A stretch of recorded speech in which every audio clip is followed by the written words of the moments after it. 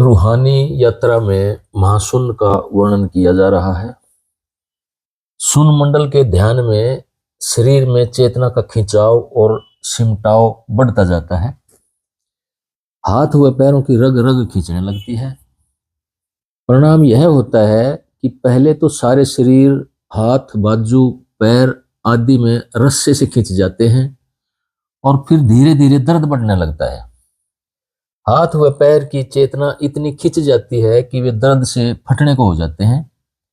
फिर ऊपर से ऐसी शीतलता आती है कि सारा दर्द गायब हो जाता है और दर्द वाले हिस्से ठंडे पड़कर मिट्टी की तरह सुन्न पड़ जाते हैं। संत महात्माओं ने ठंडक के इस अनुभव को मानसरोवर, त्रिवेणी और अमृत सरोवर का स्नान कहा है। इसे ही मुक्ति धाम कहा है, क्योंकि मानसरोवर में स्नान करने से सूरत के कर्मों के सभी बीज जल जाते हैं और उसमें शीतलता आ जाती है। इसके बाद खिंचाव में हाथ व पैरों की उंगलियां ध्यान में खींचकर मुड़ने लगती हैं। उनकी चेतना अंदर की तरफ खींचने लगती है तथा खींचकर सुन्न हो जाती है और ध्यान से उठने के बाद ही अपनी पहले वाली अवस्था में आती हैं। इसलिए आंखें खोलने के पश्चात साधक को थोड़ी देर आराम से पैर फैलाकर बैठ जाना चाहिए। इसी सिलसिले में कुछ दिन ध्यान करने के बाद चेतना का खिंचाव हाथों की कलाई और पिंडलियों की तरफ चढ़ने लगता है। इससे कभी गोडों तक, कभी पूरे पैर ही सुन्न होकर ठंडे हो जाते हैं। इस तरह की हालत तथा दर्द उस समय भी बढ़ जाते हैं जब साधक बिना ध्यान भी स्थिर आसन में बैठकर अपने सतगुरु की चर्चा करता है या उनकी कोई प्रेम की वाणी पढ़ता है या दूसरों से सुनता है।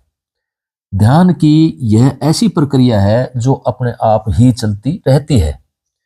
अब महाशून्य में आकर एक बार फिर साधक का ध्यान रुक जाता है। स्मरण से भी, लगातार सुमरण से भी ऊपर नहीं उठ पाता है। कहने का अभिप्राय यह है कि इसे रुका हुआ ध्यान भी नहीं कह सकते। ऐसी अवस्था को श्री अरविंद रूपांतरण की संज्ञा देते हैं।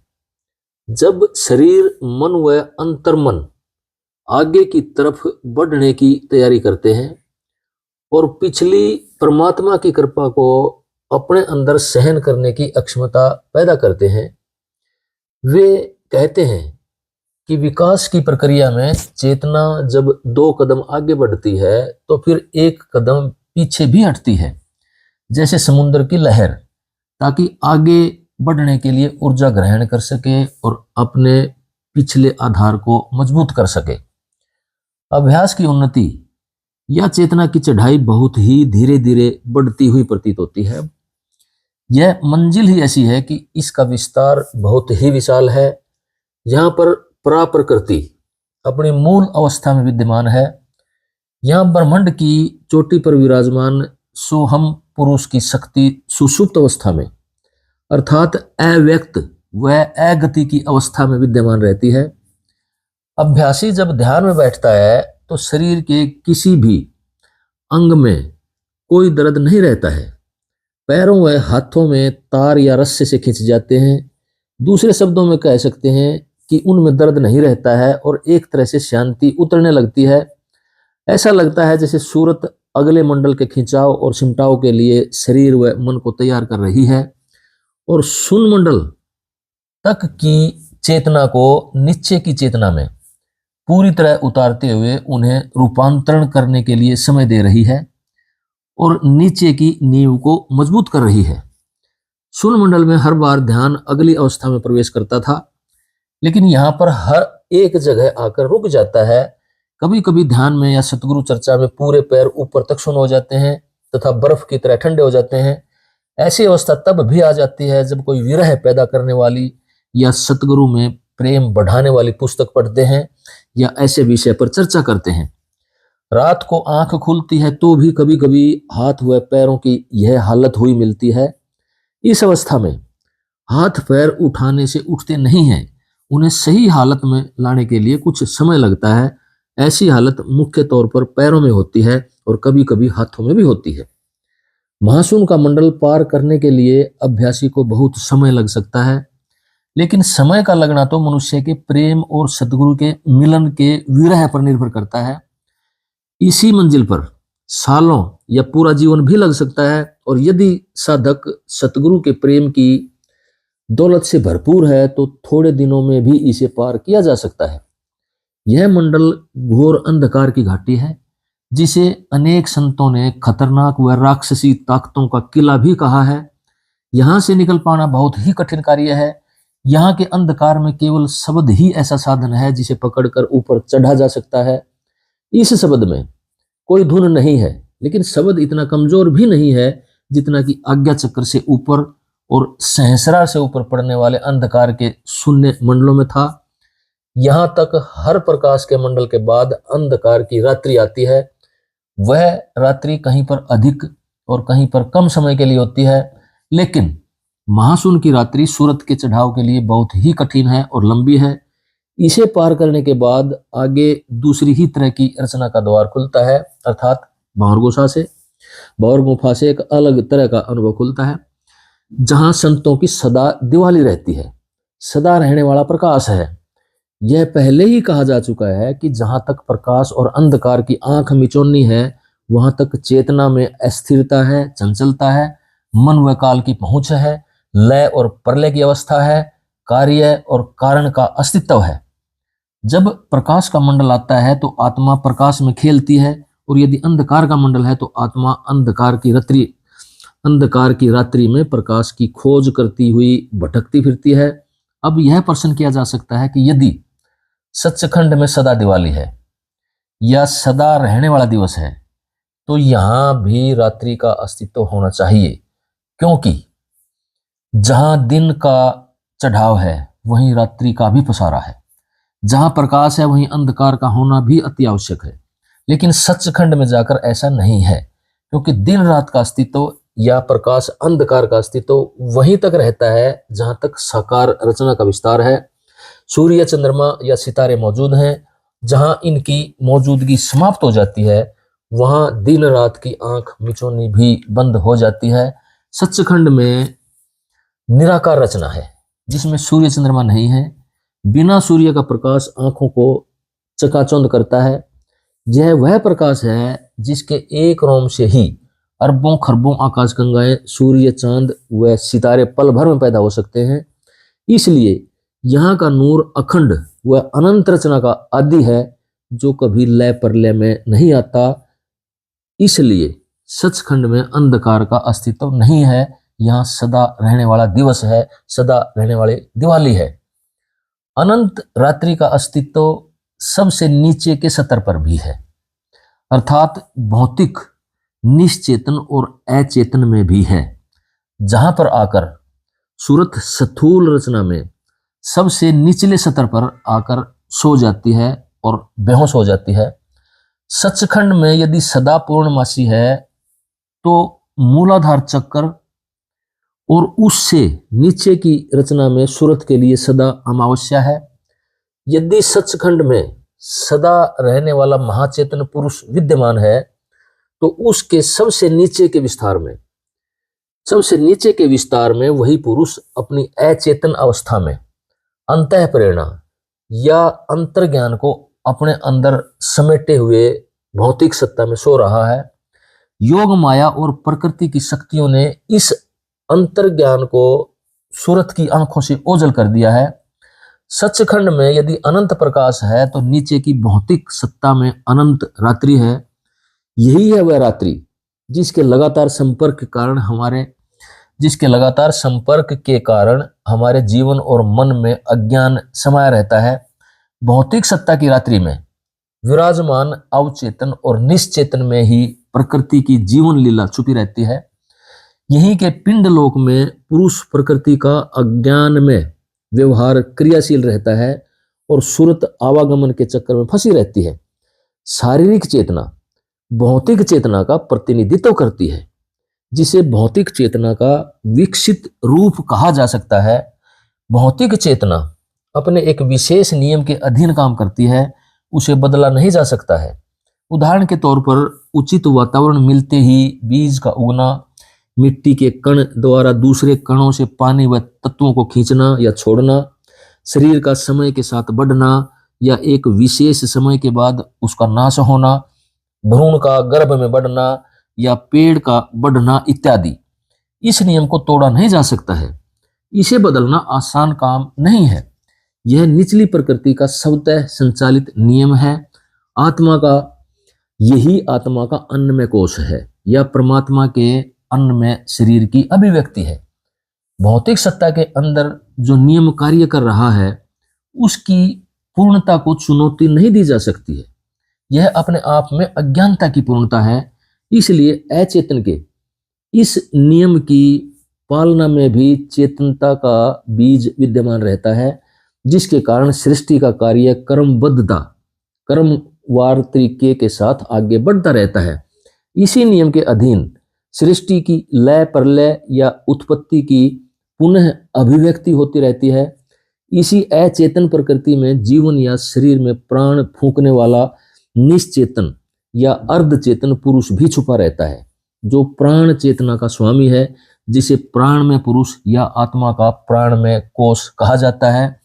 इसी प्राण में पुरुष के अंदर काम, क्रोध, लोभ, मोह, अहंकार, ईर्ष्या, द्वेष आदि की धार जो इंद्रियों को उद्वेलित करती रहती है, विराजमान रहती है। अचेतन और निश्चेतन का बहुत ही निकट का रिश्ता है। उदाहरण के तौर पर जब हमें गुस्सा आता है तो एक तलवार की धार जैसी शक्ति शरीर के अंदर दौड़ने लगती है। एक अलग ही तरह की ऊर्जा या शक्ति निकलकर गुस्से के रूप में उभर आती है। यह कहाँ से आई? यह आत्मा का गुण तो नहीं है। आत्मा अचेतन या निश्चेतन को केवल जीवन प्रदान करने की शक्ति देती है। फिर यह फूहड़पन कहाँ से उभर कर प्रकट हुआ? अतः यही निश्चेतन पुरुष जीवन धार बनकर अचेतन में से निकलकर प्रकट हो जाता है। सबसे नीचे की सतर की प्रकृति प्राण या जीवन बनकर जीवित हो जाती है। इसलिए सबसे नीचे के अचेतन में निश्चेतन की आधारशिला छुपी रहती है। यही कारण है कि निश्चेतन की शक्ति प्रकृति के विस्तार का कार्य करती है, उसके फैलाव का कारण बनती है, आत्मा को अनेकवाद में फंसाती है और उसे भ्रमित करती है। कभी वही शक्ति राक्षसी रूप धारण कर लेती है तो कभी साधक के अंदर आकर सतगुरु के रूप में प्रकट होकर उसे भ्रमित करती है। केवल सतगुरु का प्यारा ही इससे बच सकता है तथा देहधारी सतगुरु ही साधक को इस भ्रम से दूर कर सकता है। इसी अचेतन और निश्चेतन की संगति में रहने से हमारा मन इस सांसारिक व्यवहार में आत्मा का प्रतिनिधि है, इंद्रियों में बहता रहता है और अपने असली लक्ष्य को भूल जाता है, केवल फैलना चाहता है। आत्मा का तीसरा कोष या आवरण मनोमय कोष है। यह 5 कोष की मध्य की अवस्था है। मन यदि नीचे की इंद्रियों में चला जाता है तो प्राण में बन जाता है, और यदि आत्मिक हो जाता है तो ज्ञान में और आनंद में हो जाता है। फिर यही मन विज्ञान में और आनंद में पुरुष का रूप हो जाता है। इसलिए इस शरीर, जीवन और मन को दिव्य बनाने के लिए जरूरी है कि हमारा शरीर प्रकाश और शब्द का परिपूर्ण स्रोत बन जाए। इनमें प्रकाश के बहाव तथा चेतना के बिना रुकावट के उतार या चढ़ाव में कोई भी रुकावट नहीं आनी चाहिए, और यह तब तक नहीं हो सकता जब तक हम प्रकाश व अंधकार के क्रम से आने वाले दिन व रात्रि में अटके रहेंगे। यह अंधकार क्या है? हमारी चेतना का एक अवस्था में रुकना है। चेतना पर अंकित बीज रूप या कारण रूप संस्कार हैं जो इसे पूर्ण स्रोत नहीं बनने देते हैं।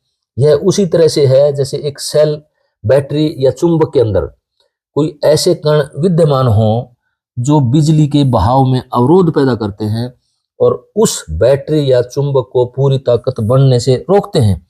चेतना के ऊपर ऐसे कण संस्कार कहलाते हैं।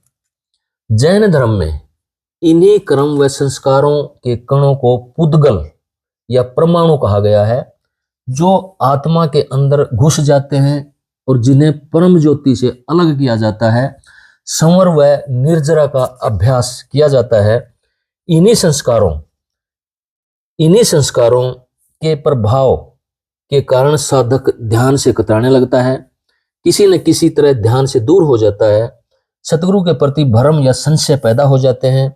एक बार यदि सतगुरु के प्रति संशय पैदा हो गए तो महाशून्य जैसी बिखमी घाटी के अंधकार से अभ्यासी जीवन भर नहीं निकल पाता है। महाशून्य के अंधकार को पार करना तो दूर, बंकनाल के अंधकार को पार करना भी बहुत कठिन कार्य है यदि मन में संशय मौजूद रहे तो। इसलिए महाशून्य के अंधकार से उभरने के लिए सतगुरु के शब्द स्वरूप का सहारा लेना पड़ता है। यह शब्द परमात्मा की आवाज है जो ऊपर के मंडलों से आ रही है और हर हालत में कभी धुन बनकर और कभी शब्द बनकर सूरत के साथ रहती है। संत मत में महाशून्य प्राप्रकृति का घर है, जहां पर प्राकृति कारण रूप में मौजूद रहती है और जहां तक ब्रह्म व माया का सूक्ष्म पसारा है, यह माया सचखंड से नीचे तक सूक्ष्मतम रूप में विद्यमान रहती है। यहीं पर सारी रचना के बीज कारण रूप में सुषुप्ति की अवस्था में विद्यमान रहते हैं। जब महाशून्य तक की प्रलय होती है तो इसे महाप्रलय कहा जाता है। इससे ऊपर की रचना नाशवान नहीं है। जब सूरत सचखंड में चली जाती है तो सदा सुहागिन बन जाती है। महाशून्य में कुल प्रकृति की लय अवस्था है, अर्थात शून्य अवस्था है। इसलिए ऋग्वेद में कहा गया है कि सृष्टि की उत्पत्ति से पहले अंधकार ही अंधकार था, अंधकार ही अंधकार को ढके हुए था, न सत्य था न असत्य। इससे स्पष्ट है कि लय प्रलय महाप्रलय में प्रकृति अपने यहाँ तक के कारण रूप में समा जाती है। अब इस महाशून्य में आकर सूरत ऐसी लय अवस्था प्राप्त करती है कि इसमें से निकलने का साधन इसे नजर नहीं आता है। ध्यान में बैठते ही हाथ पैरों में तार से खिंच जाते हैं। इनमें किसी तरह का दर्द नहीं होता है। कभी कभी ऊपर से ठंड की धार आती है और इसे शीतलता प्रदान कर जाती है। अभ्यास में बार बार यही अनुभव होता रहता है। इस समय ध्यान में रुचि भी कम हो जाती है। अतः इस अवस्था को पार करने के लिए शब्द स्वरूपी सतगुरु का सहारा लेना पड़ता है, उनके विरह में तड़फना पड़ता है और तभी जाकर सूरत इस मंडल को पार कर पाती है। इस मंडल का वर्णन करते हुए परम संत सावन सिंह जी महाराज कहते हैं, इससे आगे महाशून्य का मंडल है। महाशून्य वह स्थान है जहां पर निर्मल शुद्ध माया है और उस स्थान पर प्रभु की चेतन शक्ति यानी कि सत्य शब्द महाप्रबल रूप में है। यहाँ की रचना सूरत को अपनी ओर खींचती है। यहाँ पर गुरु का स्वरूप शिष्य की सूरत को सतलोक में ले जाता है। वह देह नहीं है, अर्थात शब्द स्वरूप है जो अपने सेवक की सूरत को अपने में लीन करके उस मंडल को पार करा देता है। जिनको आगे का गुरु नहीं मिला, वहीं के वहीं रुके बैठे हैं, वे आगे नहीं जा सकते। कबीर साहब यहाँ का वर्णन करते हुए कहते हैं, महाशून्य सिंध बिखमी घाटी, बिन सतगुरु पाते नहीं बाटी, व्याघ्र सिंह सरप बहु काटे, तहां सहज अचिंत पसारा है, कर नैनो दीदार महल में प्यारा है। परमानंद महाराज कहते हैं, स्वयं प्रकाश रूप को लेकर सुरती फिर आगे को चली, योजन अरब गई ऊपर को, आगे मिल गई प्रेम गली, दसों दिशा में घोर अंधेरा, मगन भई नहीं छली बली, योजन खरब गई नीचे को, यहां से देखो शहर भली, इस पद में 10 मील अंधेरा, यहां से सुरती उल्टानी, सातों रंग निरखता यहां पर हो जावे पूर्ण ज्ञानी। स्वामी जी महाराज इस मंडल का वर्णन करते हुए कहते हैं, महाशून्य का नाका लिन्हा, गुप्त भेद जाए लिन्हा चिन्हा, अंध घोर जहां भारी फेर, 70 पालंग जा का घेर। सभी संत महात्माओं ने महाशून्य के मंडल को घोर अंधकार का मंडल कहा है। यहाँ पहुंचकर सूरत खरबों योजन नीचे चली जाती है। कबीर साहब ने इसे बहुत खतरनाक घाटी कहा है, जहां पर शेर, व्याघ और सर्पों की अधिकता होती है। श्री अरविंद रचना की ऐसी अवस्था को विरोधी शक्तियों का जमघट और घर कहते हैं। इसे एटर्नल नाइट अर्थात कभी ना खत्म होने वाली रात्रि कहते हैं, जहां पर सावित्री को चारों तरफ से विरोधी शक्तियों के द्वारा घेर लिया जाता है। उनकी पुस्तक है सावित्री, जिसमें उन्होंने ऐसा वर्णन किया है। परंतु वह अपने लक्ष्य पर अडिग रहती है तथा सत्यवान और उसके खोए हुए साम्राज्य को प्राप्त करती है।